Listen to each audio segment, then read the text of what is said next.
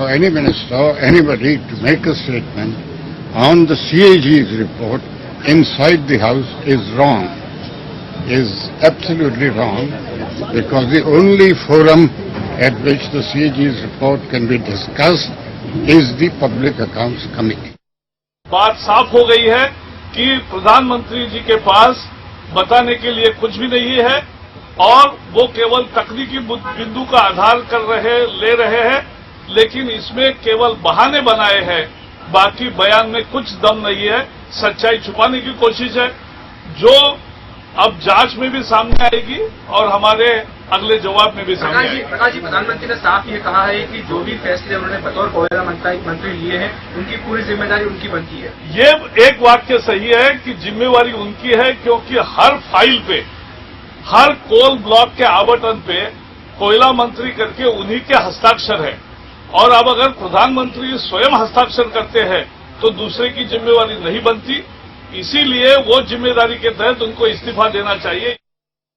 Bharatiya Janata Party is not only showing the confusion of its mind, but also now beginning to look intellectually dishonest, because they've not categorically said what is the reasonable thing they would expect Parliament to do. They are doing an unreasonable thing, and they are only speaking of an unreasonable thing. So everything should be done the way they want it to be done, and then they will have a discussion.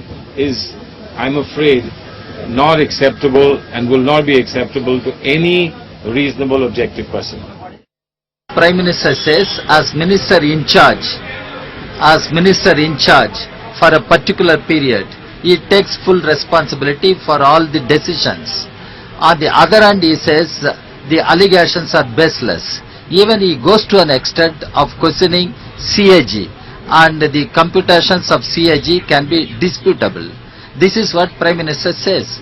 It doesn't answer many things, and in fact it raises several questions, because it was a big loot, it was a big plunder of natural resources.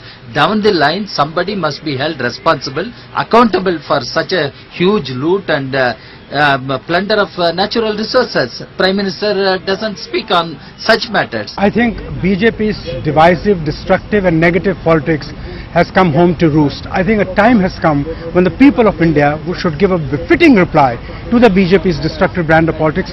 How can, in a democratic country like ours, where democracy is a creed, democratic ethos is a creed, the Prime Minister of a country, the repository of the confidence of 100 crore people, be disabled from making his point on the floor of the House? This is the most frontal assault yet on the functioning of parliamentary democracy, and I think above partisan agendas, the nation as a whole will have to decide whether they want the future of parliamentary democracy in this country to be restored, or whether they want to give in to politics of bravado and negativism, which is the hallmark of the BJP.